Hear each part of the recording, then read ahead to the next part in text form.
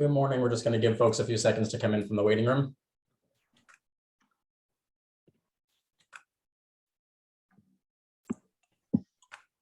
As a reminder, please mute yourself when you enter unless you are appearing or testifying before the board. Good morning. This is a hearing before the licensing board for the city of Boston. Today is Tuesday, December 14th, 2021. Today's hearing is being held pursuant to temporary amendments to the open meeting law. That is what allows us to meet virtually. Today's hearing will be recorded and posted to the City of Boston website. Before I review procedural matters, I will introduce Chairwoman Kathleen Joyce. Good morning. My name is Kathleen Joyce. I'm chair of the Boston Licensing Board, and today I'm joined by Commissioner Liam Curran and Commissioner Kiana Saxon. Thank you. Again, please ensure that your audio and visuals are working properly. I will call each item in the order it appears on the agenda. I will then ask who is present on behalf of the licensee, who is present on behalf of the Boston Police Department, and whether there are any other individuals with personal knowledge of the alleged incident.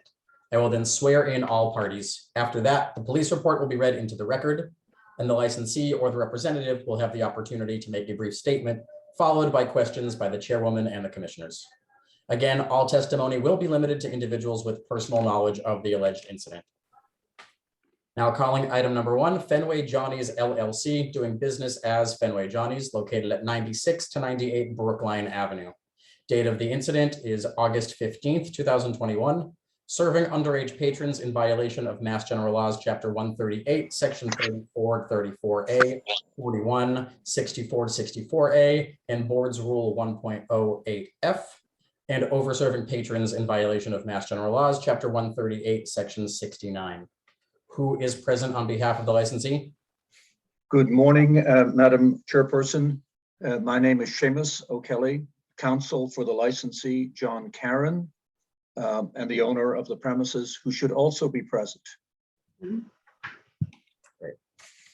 Thank you. And who is present on behalf of the Boston Police Department? Sorry, Sergeant Downey present? If not, Lieutenant Troy. Okay. Thank you. Are there any other individuals with personal knowledge of the alleged incident who wish to testify today on this matter?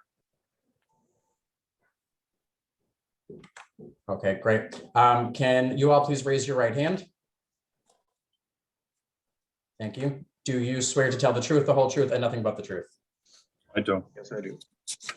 Okay, thank you. Lieutenant Detective, you please proceed with the police report. Certainly. So report authored by Sergeant Schroeder on August 15, 2021 at 1 a.m. Sergeant Schroeder observed an unknown female being loaded into an ambulance in front of 96 Brookline Ave, Fenway Johnny's bar.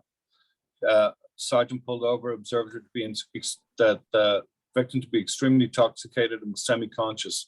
She was the victim was with 3 other females who were crying and telling the EMTs that she was 19 years old and had been drinking at Fenway Johnny's. At that time, the sergeant walked across the street and observed a large crowd outside. Many appeared to be intoxicated and attempting to get inside the premises. Sergeant approached the manager, Hugo Trendal, and informed him that the bar was closed due to the fact they have underage drinking and over-serving issues. At that time, the lights were turned on, the music was turned off. Other officers responded and assisted in clearing out the bar. As patrons were leaving, many were observed to be intoxicated and were attempting to leave the bar with drinks. The premises was issued a code 35 for over-serving and patrons and underage patrons. A copy was given to the manager in hand. Sergeant was informed that the establishment needs to have a better system for checking IDs, and that they were in the bar was in the process of buying those that application. That's the extent of the sergeant's report. Right. Thank you. Attorney O'Kelly, would you like to address the alleged incident? Yes, I would. Good morning again. This is an incident that occurred at approximately 1 a.m. on August the 15th, 2021, when Sergeant Schroeder arrived at the bar and she observed an unknown female being loaded into an ambulance at that point in time. I do not have the manager of the bar here with us. He had a family matter and is out of town. I have interviewed him prior to this hearing and hope to have had his testimony, and that is Igor Trindade. I can represent to you, to the commissioners and to you, Madam Chairperson, that Mr. Trindade told me that at approximately 11 o'clock, a young woman had left the bar and she was outside, and I asked him why did he recognize her at 11 o'clock? And he said she had distinctive clothing on. She had a leopard patterned skirt. She left the bar at approximately 11 o'clock and was not readmitted to the bar. She was refused re-entry to the bar. At approximately 1 o'clock in the morning, the incident occurred where I'm representing to the commissioners, this same female was loaded into an ambulance, and her friends apparently represented that they had been drinking in Fenway Johnny's. It's my position, Madam Chairperson, that this purported customer of the bar had exited the bar at approximately 11 p.m., 2 hours earlier. Now, I do have John Caron. I just texted my client to see is he on. He tells me he is on. He was present on the night as well. He is the licensee and the owner, and he is present. I don't know if Mr. Green, if you see him on the screen. Yes. I can't see him. Yep, I do see him. Mr. Karen, sorry, were you sworn in already, or did you join after that? Oh, I'm sorry, what was that? He's on mute. Yep, I've asked you to unmute. Hi, can you hear me? Yes, Yes, I was sworn in. great. So, Madam Chairperson, John Caron is the licensee and was on the premises that evening. He left the premises before the officers arrived at 1 o'clock and before this purported customer was taken away by ambulance. Mr. Caron, can you please tell Madam Chairperson and the commissioners what occurred that evening? What's your memory of what occurred that evening? Well, I come out several times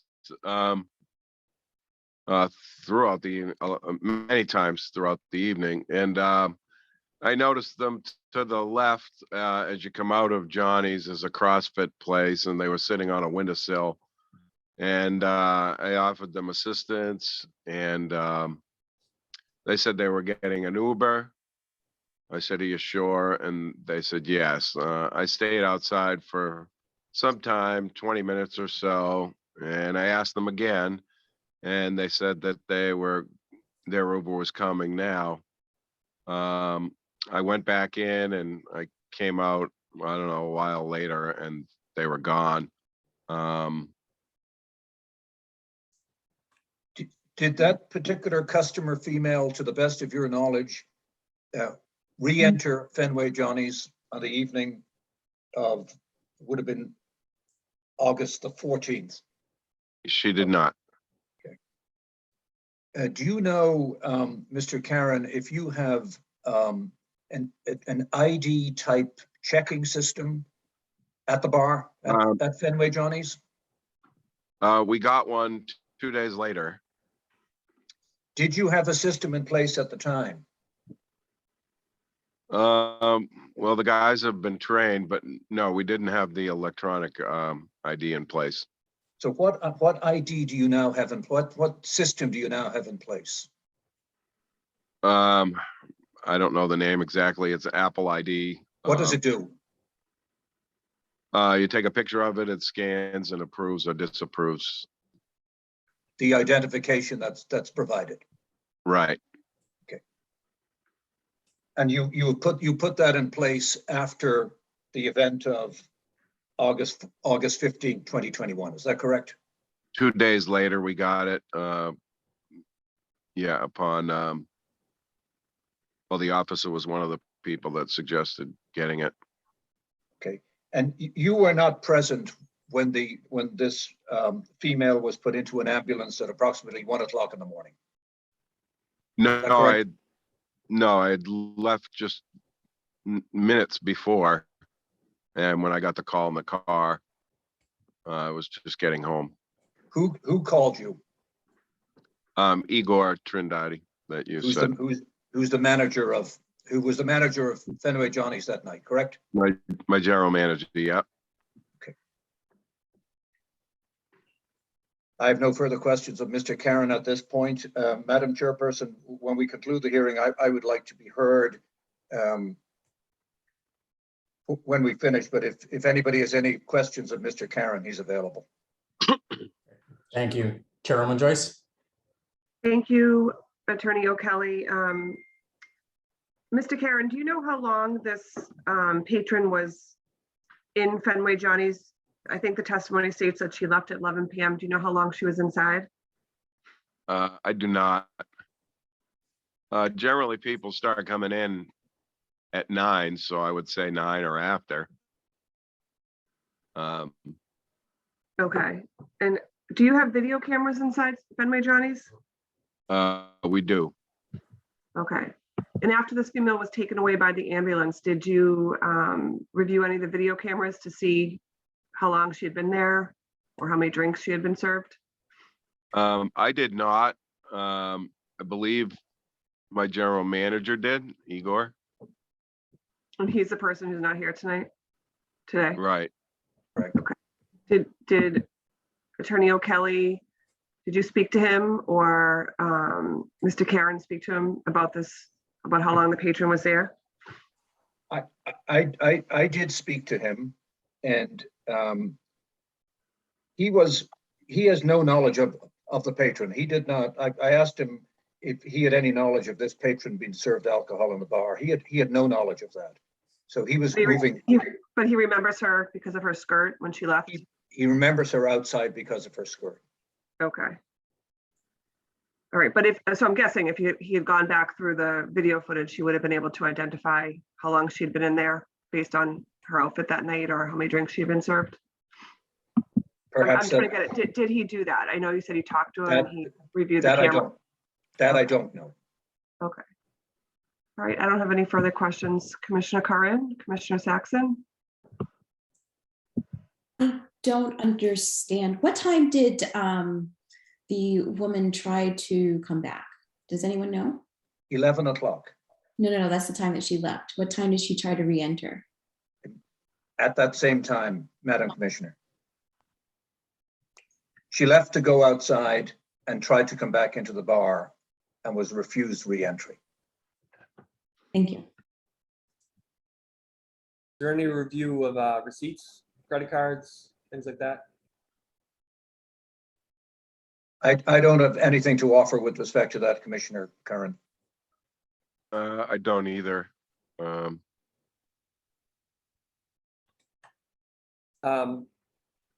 you have anything in addition for us to indicate that you took some action with regard to answering the question of whether this patron was overserved in your bar?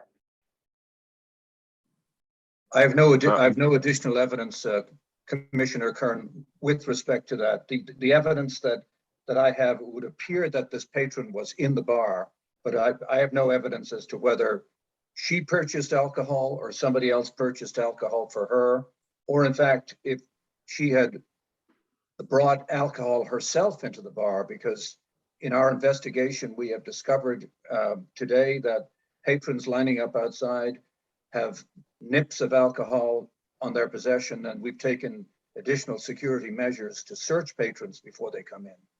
And Mr. Karen has told me that since the pandemic, this has become an increasing problem.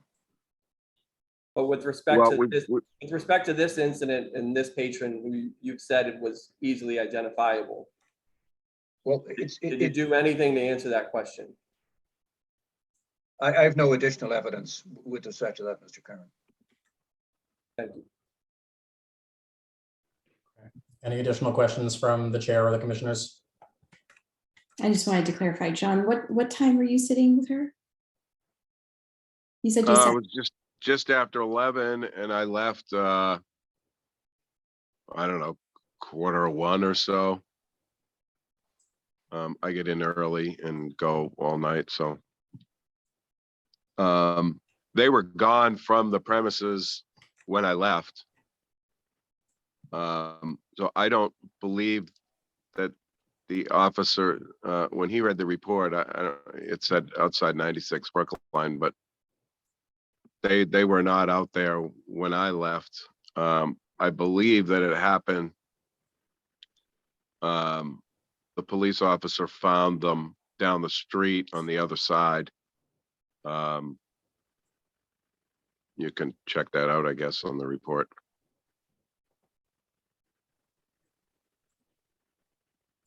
Thank you. If there are no further questions, then the board will take this matter under advisement. Thank you. May I add one more thing? Go ahead. Sure. Yeah, I opened in 2018. Have not had a single write-up. Just wanted to mention, with all these games and World Series and playoffs and concerts and nightlife and for anything, no write-ups for anything. Okay, we have that history too. Thank you. Thank you, Madam Chairperson. I did want to bring that to the commissioner's attention, that this is a first offense, and that COVID, the pandemic has had a very negative impact on this business. They're currently only open 3 nights a week. Things are very slow. And in 2020, the business effectively didn't, opening day was not the typical Red Sox opening day. It was July of 2020. And business during 2020 was terrible. And just to repeat, we have put in remediation efforts on the identification process, and this is a first offense, and I would respectfully ask that the commissioners take this into consideration in rendering your decision. Thank you very much. Thank you. Thank you. Okay, we are now going to call Nosmata Inc., doing business as Shenanigans, located at 332 West Broadway in South Boston. Date of the incident, September 4th, 2021. Patron on patron fight on sidewalk in front of premise in violation of Mass General Laws, Chapter 138, Section 64, and Chapter 265, Section 13A. Who is present on behalf of the licensee? Good morning, members of the board. Carolyn Conway on behalf of the licensee, and I have with me today Mr. Justin Valcourt, who was the manager in charge on that evening. Great, thank you. And who is present on behalf of the Boston Police Department? Detective Moriarty. Great, thank you. And are there any individuals with personal knowledge of the alleged incident who would like to testify on this matter? Lieutenant Troy, Sergeant Harrison is here on behalf of the police department also. Sergeant Martin Harrison. Great. Thank you. Can you all please raise your right hand? Do you swear to tell the truth, the whole truth, and nothing but the truth? I do. Great. Thank you, Detective or Sergeant, whoever is going to read the police report. You may proceed. Sergeant Harrison can, because I just conducted the follow-up investigation. I didn't do the code 35. Great.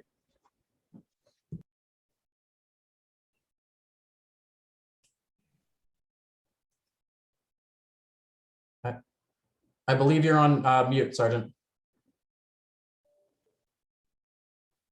There you go. Okay. Would you like me to read the whole report, or do you want me to summarize? Please read the report into the record. Okay. Thank you. About 1:12 a.m. on Saturday, September 4th, 2021, officers Cody and Burke in the Fox 201 Alpha responded to a radio call for a fight at 332 West Broadway Street, South Boston. Following units also responded to assist: Fox 923, Sergeant Harrison; Fox K1, Fallman Burke; and the Fox 421, Officer Coe. Upon arrival, officers were pointed in the direction of the suspect, William Callahan, by multiple staff members and witnesses on scene at the above address. Officers spoke with Callahan, who was extremely uncooperative and intoxicated. Callahan stated multiple times that he was not in a fight and he wanted to go home. Officers observed Callahan to have a laceration on his left index finger, as well as bruising and swelling around the left side of his face. Callahan denied EMS multiple times. Officers then spoke to the victim, Christiana Coleman, who stated she was outside the bar smoking a cigarette and was attacked for no reason by Callahan. Coleman stated that Callahan grabbed her by the hair, dragged her to the ground, and punched her in the head numerous times. Coleman could not provide officers with a reason as to why attack her. Shenanigans staff members were able to break up the fight prior to officers' arrival. Coleman also denied any need for further medical attention. Officers were able to speak with a witness on scene, Ellen McGrew-Bain, who stated that she saw the entire thing. McGrew-Bain stated that Coleman was minding her own business, and out of nowhere, Callahan attacked her. Officers also spoke with the manager of Shenanigans, Justin Valcourt, who stated the exact same story. Officers advised both victim and suspect a report would be written, documented the incident, and all parties were released from the scene. Code 35 was issued by Sergeant Harrison. License inspection notice number 047952 was given to manager Justin Valcourt. And that was the Boston Police Incident Report written on that early morning. Great. Thank you. Attorney Conway, would you like to address the alleged incident? Yes, if I may, did you get, I sent an email yesterday with a Dropbox link that gave you all of the security footage for this incident. If you didn't get it, I'll resend it right after the hearing. But what you'll see on the security tape is that this gentleman, if you want to call him that, was getting into, looked like he was getting into an Uber. All of a sudden turns around and starts fighting with patrons as they were exiting this woman at the premises. You will see that immediately our staff members were all hands on deck, went out there and broke up the fight. Mr. Valcourt, you'll see him in the tape as well. He calls the police. We keep everybody on site until the police come, and the fight had been broken up, and then the police took over the scene. But we, as I said, I'm happy to give you we have the full footage of what happened outside, and I will resend it if you didn't get it yesterday. Yeah, and so you can see everything. You can see Mr. Valcourt out there calling the police. You can see all of our security out on the sidewalk, and you can also tell that it was this guy just was unprovoked and just went after this woman. We don't know why. And I haven't seen that come through, so if you wouldn't mind resending, that would be great. I'll send it as soon as I'm off. Thank you. Chairwoman Joyce? Thank you, Danny. Sergeant, just a couple of questions for you. Do you know how long it took for you to respond to this call? It sounds like the call came in at 1:12. Me personally, or the officers that first were on scene? I came after the officers had been there for some time. Okay. Maybe like five. I might have got there 5-10 minutes after them. Okay, and it appeared that the fight had been broken up by the time you guys arrived? Yeah, that's correct. Correct. Was there any indication what precipitated the fight? No, the suspect Callahan was extremely intoxicated. It does sound like it was unprovoked, but he was extremely intoxicated. Okay.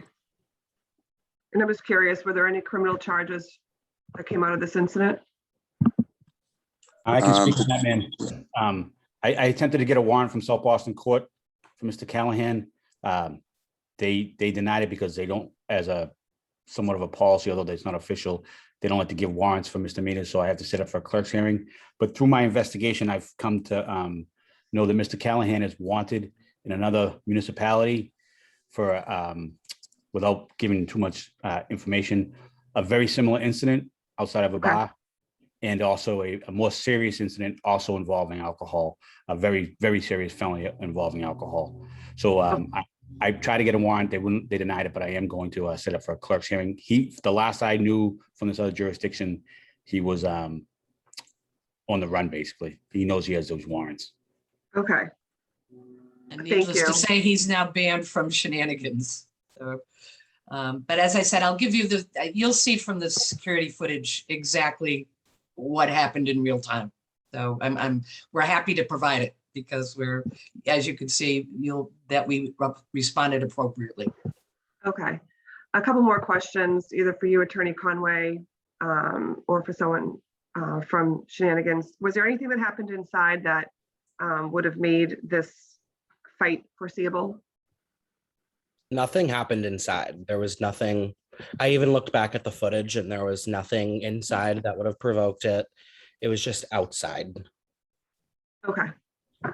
I don't have any further questions. Commissioner Curran or Commissioner Saxon, do you? No questions, thank you. I have nothing further. Thank you. And as I said, I'll resend the footage right now. Great, thank you for that. And with that, with no further questions, the board will take this matter under advisement. Thank you. Thank you. Okay, we're now calling Macumba Latina Inc. doing business as Macumba Latina located at 477 River Street in Mattapan. Date of the incident, September 6th, 2021.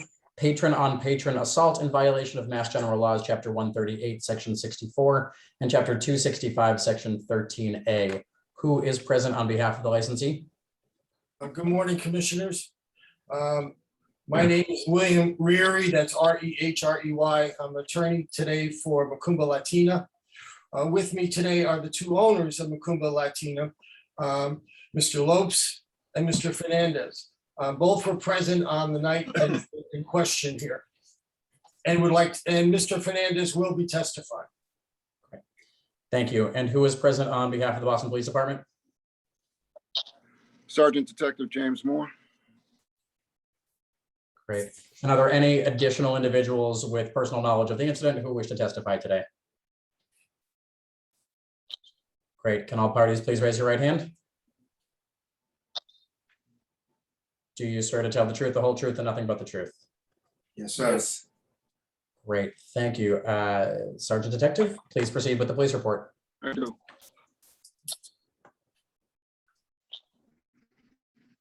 Yes, sir. About 12:51, Sergeant Detective Moore and Detective Sione responded to the county hospital for a report of a walk-in stabbing victim.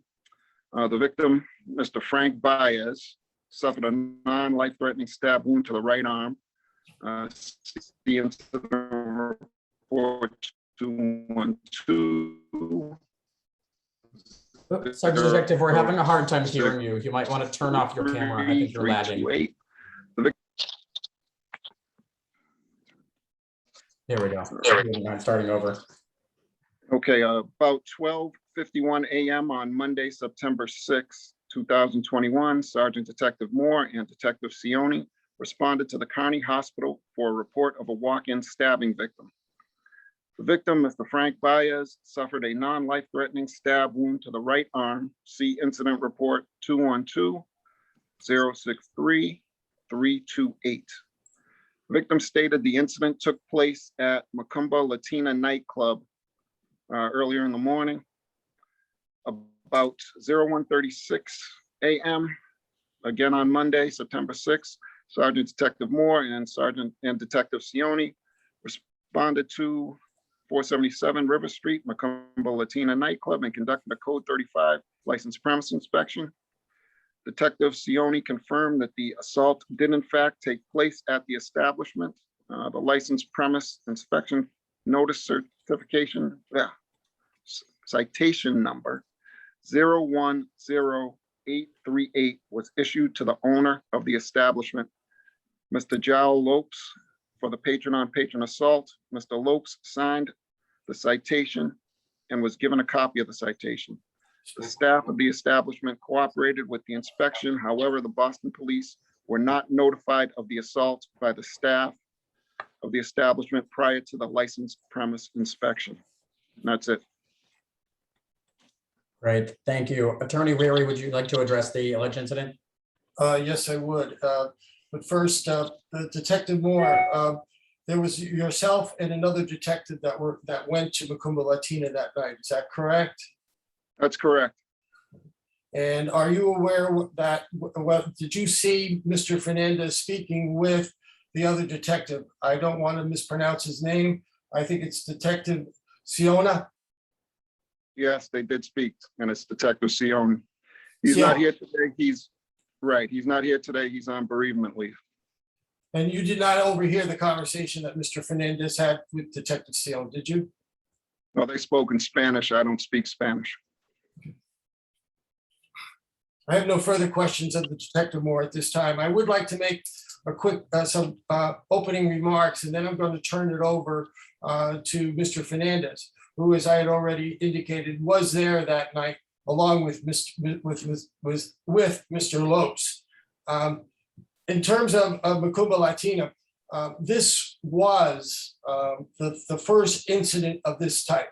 There's no dispute that unfortunately there was a stabbing that occurred in the bathroom. But this was the first time anything like this had ever happened at Macumba Latina. Mr. Lopes and Mr. Fernandez have been operating Macumba Latina for around over 15 years, and they've actually been in the bar restaurant business since 1999.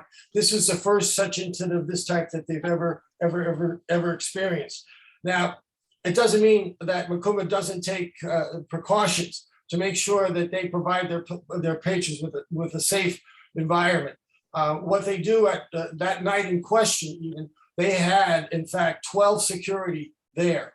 They have one security outside the bathroom, as I indicated, was where the stabbing unfortunately took place. And there are 2 other security nearby the bathrooms. As I had indicated also that Mr. Fernandez and Mr. Lopes were present that night. Now, what do they do in terms of having patrons enter Macumba Latina? Again, they take precautions, as they always have. And after a patron has been ID'd and purchased a ticket, they come in the front door. There are 2 security, a female and a male. And they are, in terms of males, they are patted down. And that goes right to their very shoes and boots that they are wearing. The gentleman who does that, Torrens, has been with Macumba Latina for 10 years, and he's well experienced in doing the searches that are necessary. And unfortunately, over the years, they have found knives. And what they do then is they confiscate the knife, or if the patron is unwilling to give up their knife, they will ask them to leave, and they escort them out the door. So there have not, as I said, been any knife stabbings at Macumba Latina over that period of 15 years. Why? Because they take these precautions. Since this incident, they've added on additional precautions, which Mr. Fernandez can testify to. Now, as I said, they were both, Mr. Fernandez was located in the office above the floor, on the 2nd floor. And at the time of this incident, Mr. Lopes was located on the floor near the bar. That's near the front door. The bathroom is located back towards the rear of the building. Again, I'm going to now turn it over to Mr. Fernandez, who was there, and he can testify as to what actually occurred. Thank you. Good morning. My name is Max Fernandez. I'm one of the owner of Macumba Latina. We were both present the night of this accident. This happened on Sunday, Monday morning. About 135 patrons that night. It was starting, get busy.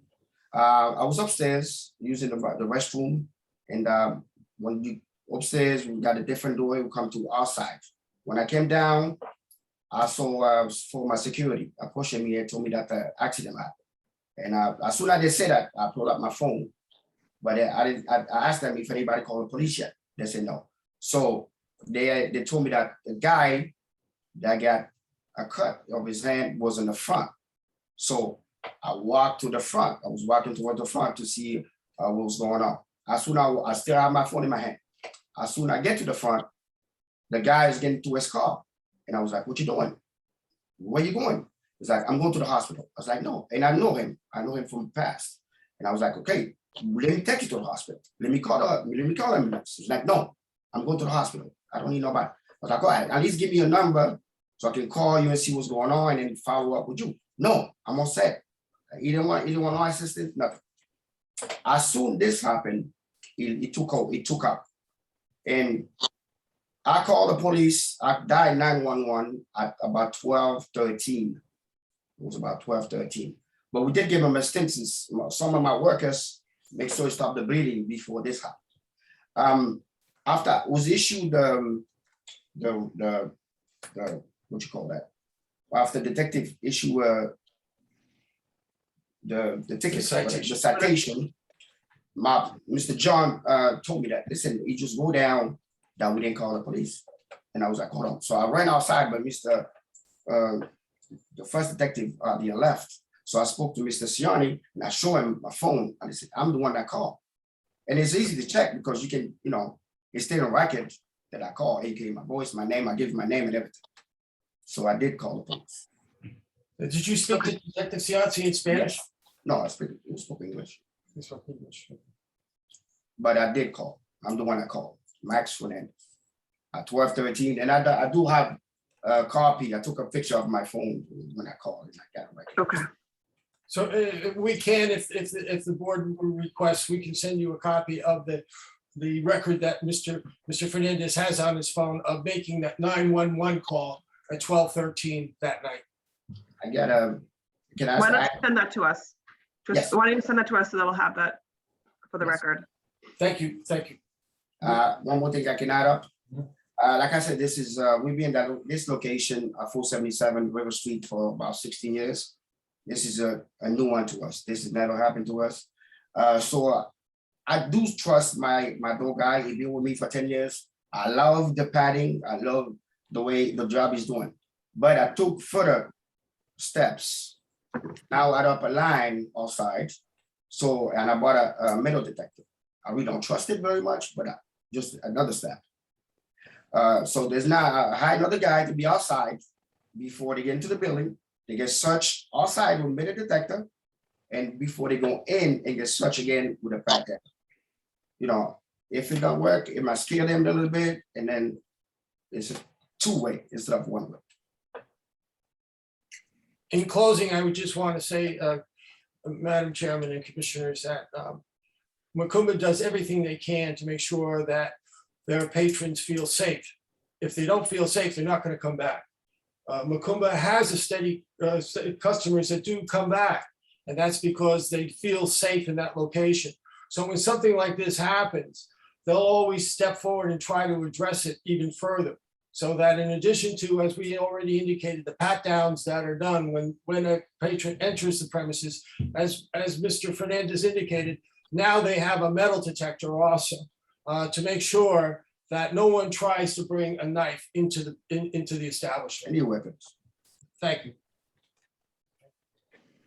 Thank you. Chairwoman Joyce. Oh, sorry, Sergeant Detective, do you want to say something? Yes. Well, the reason I was at Macumba was for incident report 212-063-324. And that incident was, can I read that report? At about 12:14 a.m. on Monday, September 6th, Officers Mahoney, Montero received a radio call for assault and battery in progress at 500 River Street, which is across the street from Macumba's, which is where many of their patrons park their motor vehicles. Sergeant Detective Moore, Sergeant McDougal, Detective Sioni, and Officer O'Brien also responded to the scene. Upon arrival, officers observed Macumba security guards tending to a male victim, later identified as Luis Edgardo Abayu Ruiz, who was semi-conscious, laying down in the middle of River Street. The victim was bleeding from a 4-inch laceration to the forehead. Officer Montero rendered aid to the victim by applying pressure to an open wound to the victim's forehead. While Officer Mahoney gathered information on the incident and suspect, a witness known to the Commonwealth informed officers that an unknown suspect struck the victim in the head with a baseball bat, and then got into Mass Reg 2 Juliet Sierra Fox 55, a 2021 Toyota Venza, red in color. The suspect got into the driver's seat of the vehicle, and the vehicle fled down River Street towards Adams. The suspect was also with another unidentified Hispanic male, and the officers were unable to get the description of the second individual. Boston EMS Fort and Lashley arrived on scene, transported the victim to Brigham and Women's Hospital for further treatment. The Charlie 421, Officer O'Brien, followed the ambulance to the hospital, spoke to the trauma doctors who informed him the victim was being brought to emergency surgery for a hematoma swelling to the head. Officer Mahoney recovered $847 from the victim and secured it at the B3 evidence locker. With the report attached for safekeeping, the logbook was completed. Sergeant Detective Moore arrived and processed the scene along with Sergeant McDougal. That's why we were originally there. And while we were there, we received a call from the Kearney saying someone was stabbed. So, I see. you know, there was a lot going on that night. I can't say that that person was attacked by another person from Macumba. We interviewed him and he got hit in the head with a bat from behind. So he's not sure, but their words were exchanged in Macumba earlier on. And then we had a person who was stabbed, but that stabbing call came in later. So he may have called 911 for the person who got hit with a baseball bat, but there's no call for the person who got stabbed. That's all. Thank you, Detective Chairman Moore. Joyce. Oh, I apologize. Detective Moore, did you indicate that they responded to a call that was made at 12:14? Yes, I did. And while we were there processing that scene, we received a call from the Kearney saying they had a stabbing victim. That red motor vehicle that brought the stabbing victim to the hospital. So 2 incidents happened roughly the same time. Now, did the report indicate where on River Street this occurred? 500, which is across the street from Macumba. And like I said, the parking lot, well, now there's a building there, but that was the MBTA property. They have a large parking lot. Many of the Macumba customers park there and then go into the club. Now, is it possible, as you indicated, that's a fairly large area, 500.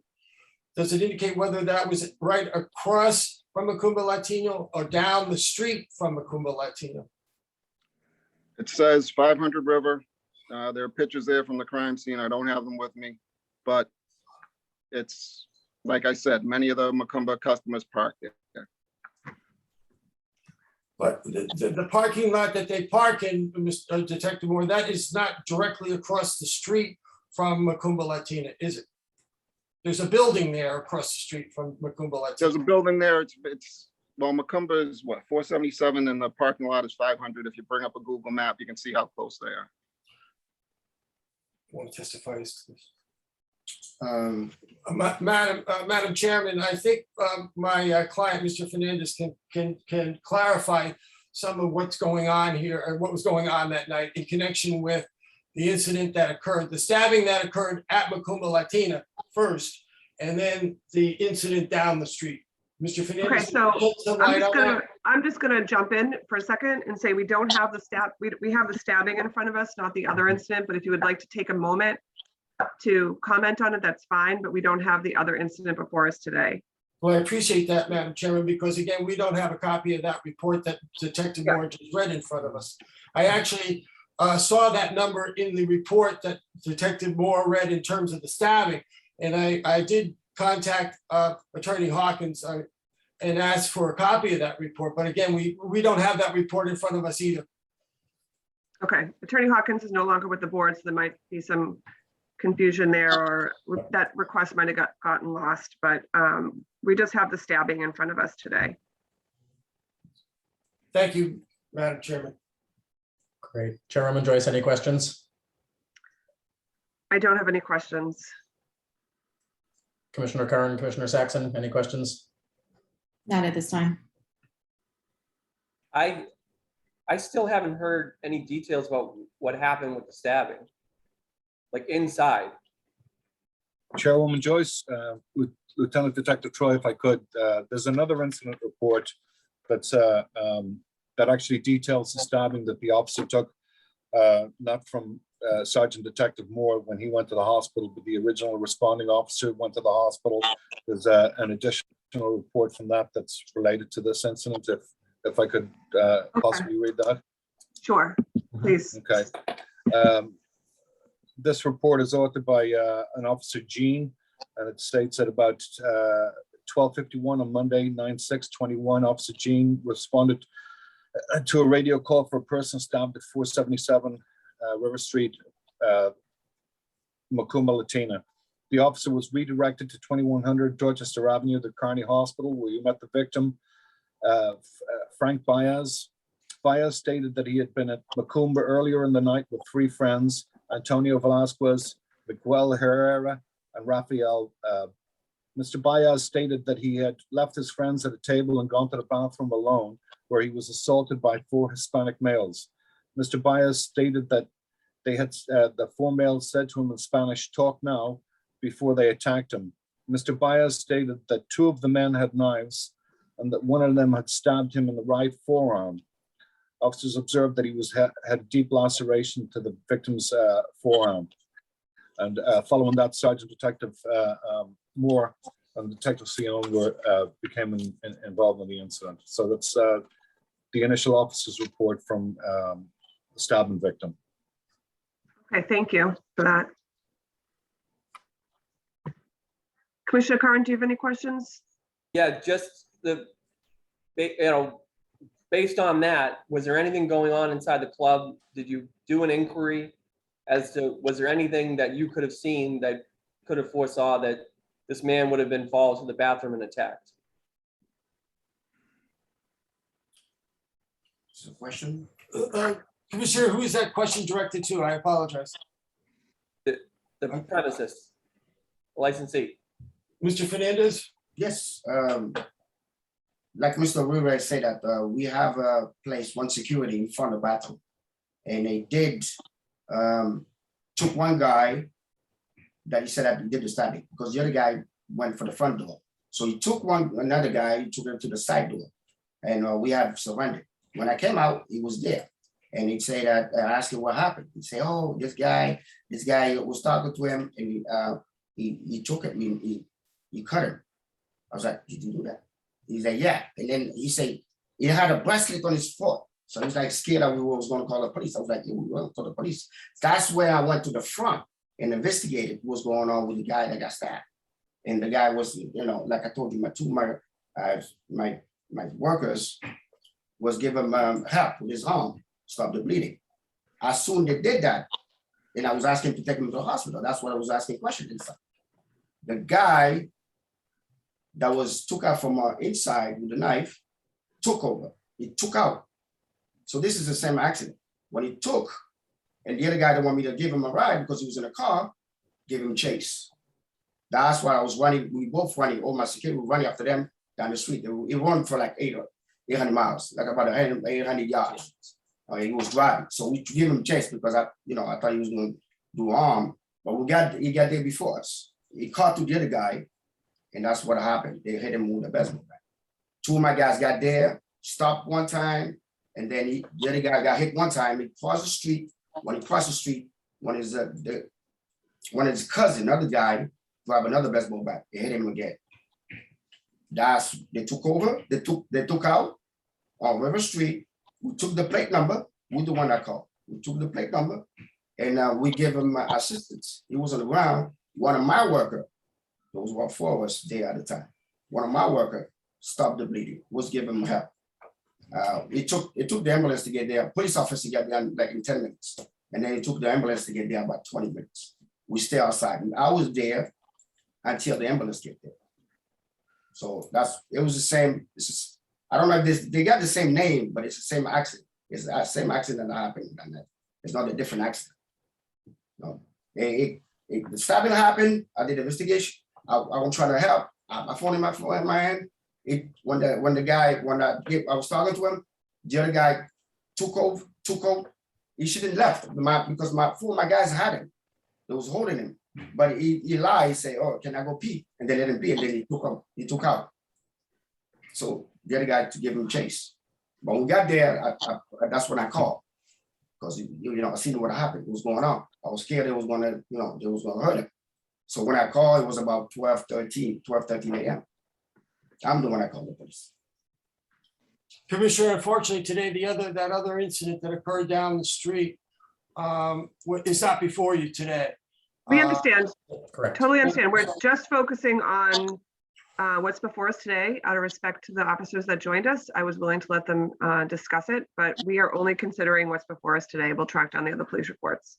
But what I would ask my clients, Mr. Fernandez and Mr. Lopes, is to tell the court whether or not there was any indication that there was something going to happen in the bathroom. That's where the stabbing took place. Anything that an incident was going to occur in the bathroom. To your knowledge, Mr. Lopes, you were down on the floor near the bar. Did you see any arguments, anything going on just prior to the stabbing? No. Okay, thank you. Great. Do Thank you you. guys have cameras or no? His answer, No, Mr. Lopes, speak up, please. Said no. The cameras. All right, thank you. Thank you, Madam Commissioner. Thank you, Commissioners. Thank you. The board will take this matter under advisement. We're now calling Causeway Union LLC, doing business as Sons of Boston, located at 17 Union Street. Date of the incident, October 9th, 2021. Assault and battery employee on employee in violation of Mass General Laws, Chapter 138, Section 64, and Chapter 265, Section 13A. Threats employee on public/patron in violation of Mass General Laws, Chapter 138, Section 64, and threats employee on police in violation of Mass General Law, Chapter 138, Section 64. Who is present on behalf of the licensee? Jason Kaczynski. Great, thank you. And who is present on behalf of the Boston Police Department? Sergeant Detective William Gallagher. Thank you. Are there any other individuals with personal knowledge of the alleged incident who wish to testify on this matter today? Okay, can you both please raise your right hand? Do you swear to tell the truth, the whole truth, and nothing but the truth? I do. Okay, Sergeant Detective, please proceed with the police report. Here, I'll start reading Officer Timmy Callahan's original report, then I'll follow up with my supplemental. At about 9:50 p.m. on Saturday, October 9th, 2021, Officer Callahan, while assigned to the Alpha 435, was flagged down in front of 19 Union Street by an unknown male stating the doorman to Sons of Boston at 19 Union Street was threatening patrons. Officer spoke with an unknown victim who had just walked past the front door of Sons of Boston and stated that the doorman, wearing a flat-brimmed Red Sox hat, tattoos all over his neck, and smoking a cigarette, was threatening to assault the victim. Victim stated, "You should do something with that guy. He's very angry." Officer then observed the above described male charge in the victim's direction in front of officers and began yelling, "Fuck the police. They can't do shit. I'm working. I'll fuck you up." The officer intervened and stated to stop, at which point the male doorman began to verbally accost officers saying, "Fuck the police. You can't do shit." The other doorman, a tall white male wearing all black clothing, attempted to intervene, grabbed the suspect, at which point the suspect grabbed hold of the doorman and shoved him into the building while yelling, "Get the fuck off me." Officer then asked the suspect for his name, to which point he responded, "Fuck you, I'm not giving you shit." Officers then entered the licensed premise and spoke to the manager, advised him the doorman assaulted the other doorman and was threatening to assault patrons and verbally abusive to officers. The manager stated he was unaware of these actions and will take care of it. Officer Callahan advised him a code 35 would be issued, and Officer Callahan notified Lieutenant Demesment. I was then notified and I responded that night. My report reads on 10:10 at about 12:55 a.m. Sergeant Gallagher, Sergeant Downey, P.O. Patterson conducted a licensed premise inspection of Sons of Boston at 19 Union Street.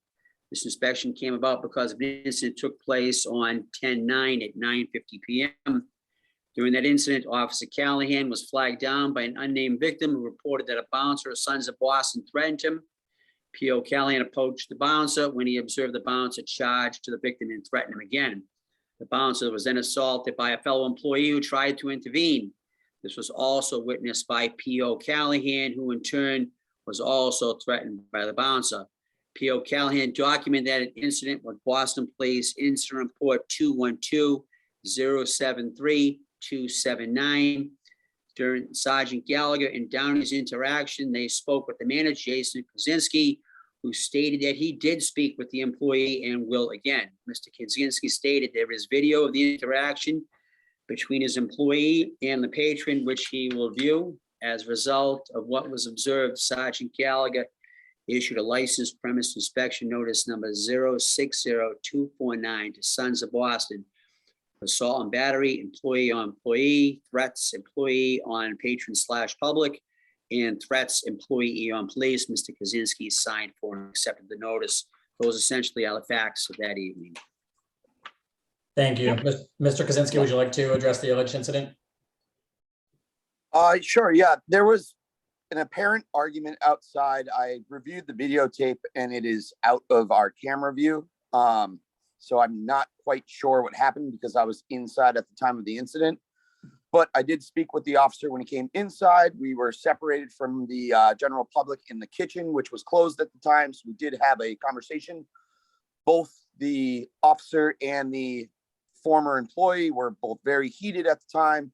So I tried to keep a calm head and mediate the situation and understand what happened.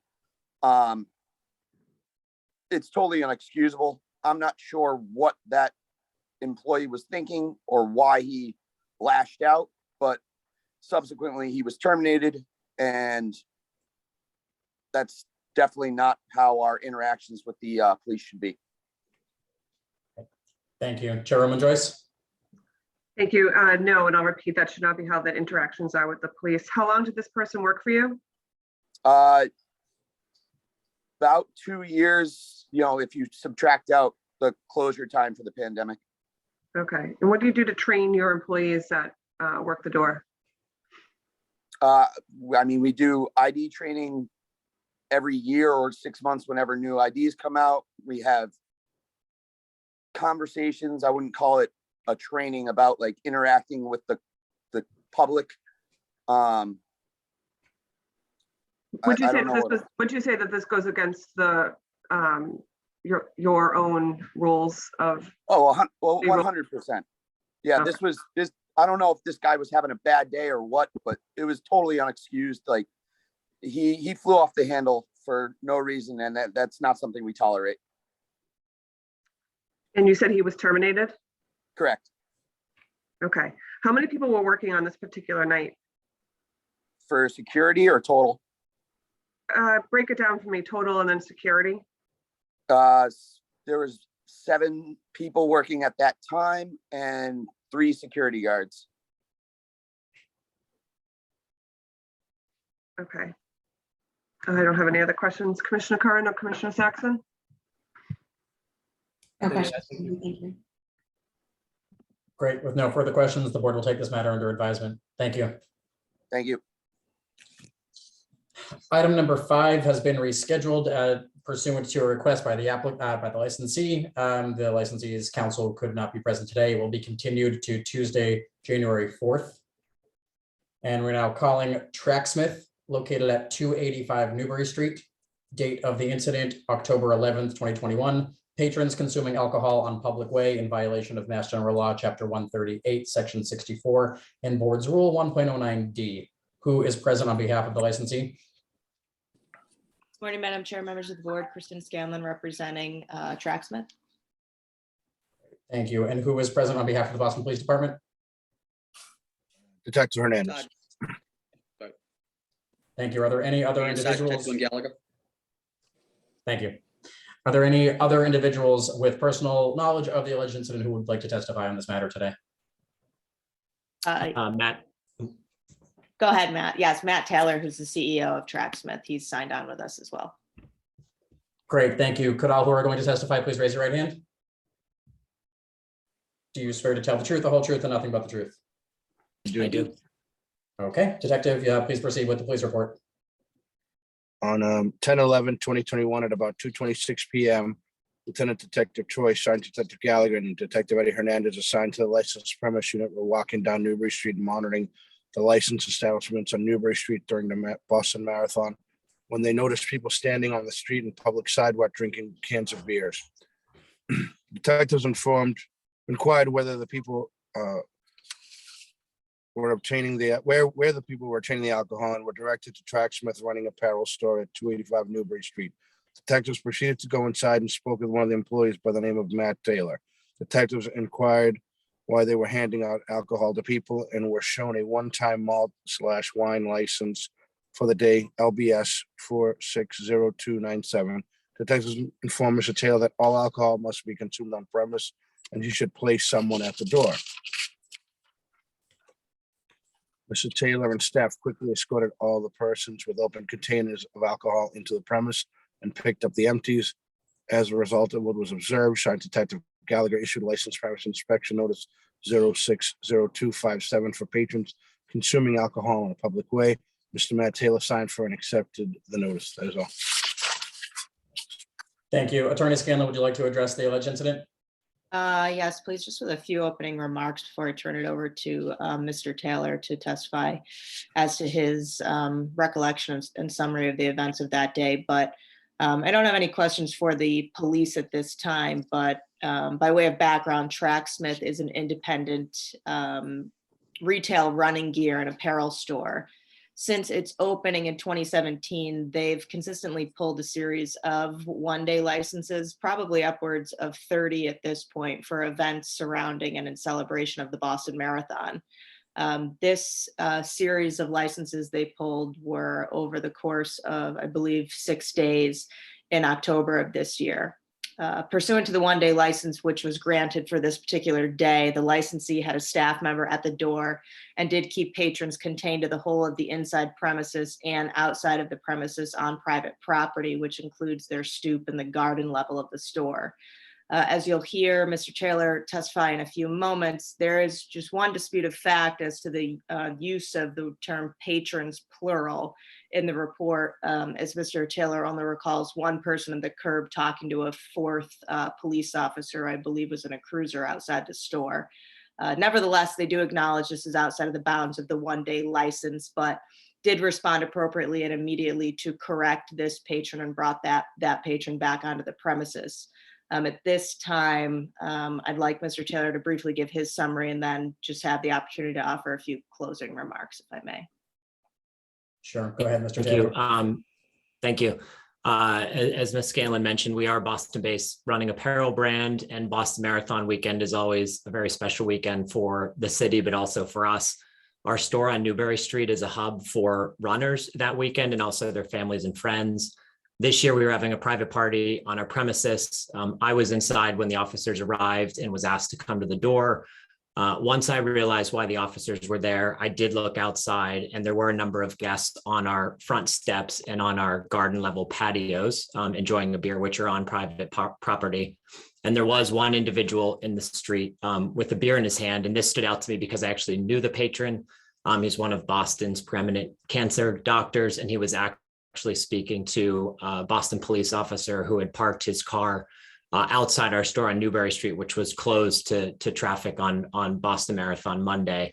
They were sharing a laugh at the moment, so I assumed that they knew each other, but it was also clear that that officer was not there with the other two who were at the door, who I was engaged with. Other than that individual, I didn't see anyone at that time with alcohol who were off our premises. We did have someone stationed at the door checking people in and also reminding them that they cannot leave the premises with alcohol. If you recall, Boston Marathon weekend, it was beautiful weather. We were also still in the midst of the pandemic. And as I mentioned, our space is a common meeting place for runners and their friends and family after the race because it's hard to meet at the finish line. So it is certainly possible that as the officers were approaching the store, a runner, holding a beer, perhaps a family member, approaching the store and went to greet them with a hug. But at the time that I was at the door, as I mentioned, there was only one individual who was off the premises with the alcohol. In the future, when we pull one-day permits, we would certainly be more vigilant, not only having someone stationed at the door, but also at the end of our premises, outside the walkway and the garden patios, making sure that people did not leave that boundary and onto the sidewalk. Thank you. Chairwoman Joyce. Thank you. I have a comment and a question. My comment is these are becoming more frequent. The requests for apparel places and such along Newbury Street applying for 1 days. And it's a great concern to the board as to the number of requests we're getting, especially on big weekends. Again, these are weekends that put a strain on resources for Boston Police. We really, really need the applicants to abide by the rules and regulations of this board. There's no exception to that. I understand your story that it's a fun weekend and someone slipped through, but this is a real issue. Alcohol leaving the area that it's supposed to be consumed, and a place like this that isn't in the business of serving alcohol, isn't licensed, it may not be familiar with the rules and regulations of the board, letting someone slip by, regardless if it's a prominent doctor, having a casual conversation with a cop on the street. From the board's perspective, this is very, very serious. We're finding these requests from other places, and it's something we're gonna have to take a close look at. So my question is, how did this happen? If you had a person sitting outside, how did somebody with a prominent doctor or not, how did they leave your premise with a beer? Did you have so many people that this person slipped by, or did you not have the right people working the door? Because this is something, these are questions we're going to have to ask in the future, and we're going to take a very hard look at them. Yeah, I appreciate that. Our premise has the front door. It's a split level on Newbury Street. We had someone at the door. You can go down the steps and still be on our premises outdoors. There's the garden level patio area down, as well as the walkway and the steps up to the store. So we did have someone. Was that space approved for this 1 day license? I'll have to pull it up. If it was part of your application or not, or was it supposed to be inside? My understanding was that this was for just inside Tracksmith. I think that We assumed it was. Go ahead, Kristen. Go ahead, Matt. Sorry, I'm going to say the exact same thing you did, that they assumed it was for the whole of the address of their premises, including the private property outside the store. So okay, so you had one person working on the door and nobody outside on the private patio? And there were more than one person. So there was multiple people outside drinking off premise. Okay. For staff purposes, did you have someone other than the doorman on the steps? At various times throughout the day. At the time the officers came, I believe there were 2 people standing at the door talking to the officer, but there was no one beyond the door. There was nobody at the door. We had to come in and find somebody. Yeah. I What are these issues with these extensions? It's not the same because you're not a restaurant, is that security needs to be able to see at all times the people that are consuming the alcohol. If you don't have enough staff, you cannot permit people to be drinking outside. Okay. Matt, how many staff were on that day? I don't know the exact number, more than a dozen, less than 20. And how many people, patrons, were on your premises approximately at this time? 100. Was it under capacity? Yes. Okay. In the future, if you even think of applying for another 1 day license, please submit an entire floor plan. Sure. The board is assuming this is inside your licensed premise. And it may be on the application, but I don't recall. I remember seeing this application come in because it's very unusual, but we have more and more of them. And this was brought to my attention by staff. I'd have to go back and look at the application, but I did not know this was for outdoor drinking as well. Commissioner Curran or Commissioner Saxon, do you have any questions? None, thank you. I think you covered everything. Thank you. If I may just make a few closing statements, Madam Chair. This is a well-respected store, as I mentioned in the beginning, and I think Matt mentioned too, they've pulled permits several times, probably upwards of 30 since they've been in existence in 2017. They've never had any issue prior to this. There wasn't any issue of any unruly or out of control party in the neighborhood with this 1 day license situation that has otherwise caused an issue in the surrounding neighborhood. There's no report of public intoxication, noise, disturbance, or particularly egregious behavior. They were under capacity. Unfortunately, this was an instance which they did admit to, of a patron walking to talk to somebody on the curb with a drink in their hand, which was immediately addressed. For any future marathon events, which they would respectfully request the board take the foregoing into the consideration, and that they have been up until this point an exemplary licensee, 1 day licensee. With that being said, they still hope to hold these events, which are intermittent in the year, and will absolutely increase staff at the door and on private property if they're allowed to do so outside on the private property, as well as place conspicuous signage that no alcohol is allowed beyond a particular point, obviously into the public way. They acknowledge and admit that that was a misstep with this particular type of license for that day. Again, I just want to repeat, these weekends are a big strain on police resources throughout the city. Special events also come under my purview, and we look at these very carefully, and sometimes we have to pick and choose which special events move forward in the city. Obviously, they get police approval. This particular one-day license was approved, but there is like a no tolerance policy for this due to the fact that we're asking more and more of our police department as these events come back online. Understood. Any further questions from the chair or the commissioners? Great. With that, the board will take this matter under advisement. Thank you. Thank you. And those are all the items before the board today. Thank you, everybody. Thank you. Thank you.